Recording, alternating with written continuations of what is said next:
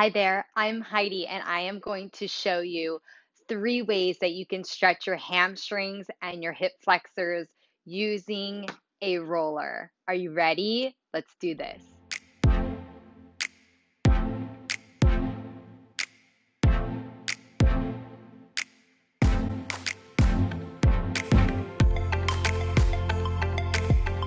Okay, friends, so maybe you have sensitive knees and you don't like weight bearing onto your knees. This is going to be the perfect way to stretch out your legs without crushing your knees, but it's just super beneficial anyway, and it feels super good.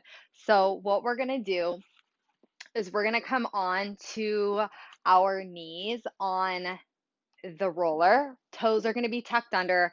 I'm going to rise up onto my knees, just like so. And then from here, I'm going to step one leg forward. And you want the leg far enough forward to where you can sort of lunge into it, lunging enough to where the knee goes over the ankle. The hips are square. And then you just want to be mindful that we're not pushing forward. Oh, this feels so good. I mean, anyone can do that, right? So really want to reap the benefit of a nice psoas stretch. So I'm hinging forward, but then I'm pulling my pelvis under. So a little tucky tuck right here. And then from here, we're just going to hold that. And you should start to feel that stretch up the front of that psoas, almost by your belly button. Then from here, we're going to take the arm up. And as I take the arm up, I'm thinking of this downward pull of my rib, upward pull of my pelvis, and then slight reach over towards my left shoulder. So I'm getting a nice stretch here through that whole hip flexor. Should feel a nice upward pull there. Then from there, we're going to send the tailbone back, hinging at the front of our hip. So that back is flat. My hips are square. Now we're taking the stretch out of the hip flexor and putting it on our hip extensor on the left leg. So you should feel your hamstring. Maybe this is enough. You stay here, or you can flex your foot. And there's also a little balancing happening here too, right? So I'm flexing my foot here. If you can go low enough and keep the back flat, you can take your hands to the floor. And we're going to hold that there. Just breathing in through the nose, out through your mouth, thinking of sending that left hip back and the right hip forward. Just breathing it out. And then from here, we can bend the knee to bring the leg back forward. You can walk it up, and we're just going to change sides. So we'll do the same thing again. So from here, we're going to walk one leg forward. Foot is just slightly forward of the knee. This way we have somewhere to hinge. You're going to draw the pelvis up and back. Yeah, so really tucking, finding that stretch on that psoas. We're here. We're going to take that arm up and then slight reach out and over. So as you reach, you're feeling that nice line of pull right next to the belly button, breathing it out. This is like the perfect stretch for after you go running or anything where you're doing a lot of forward motion and the hips are really tight. Cycling, yeah, anytime you're doing any kind of work where you're just constantly in that sagittal plane, this is really great for those hip flexors and hamstrings. We're going to hinge it back. Back is flat. We want to stay as neutral as we can, drawing up in the center. And I'm going to take my hands low because I can. And now maybe, just maybe, right? If you have like a yoga block, you can place it right next to you to help support you, just to get a little deeper into the stretch.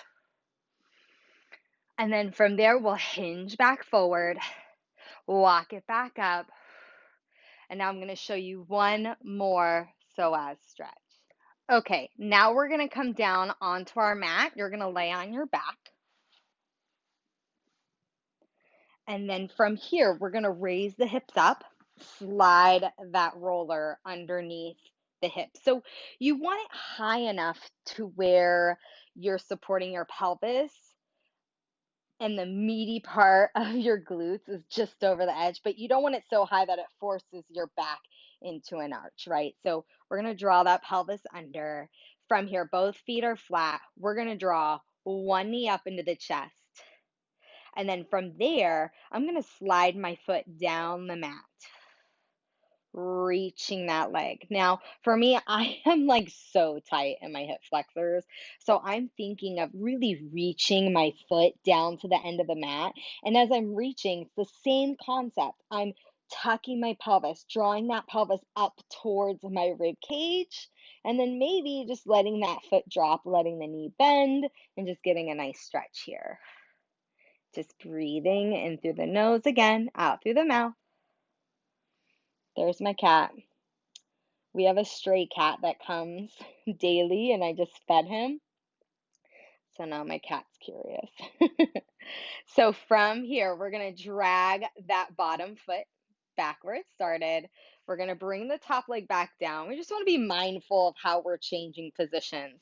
We're going to draw the opposite leg up now, and then we're going to slide that bottom leg down.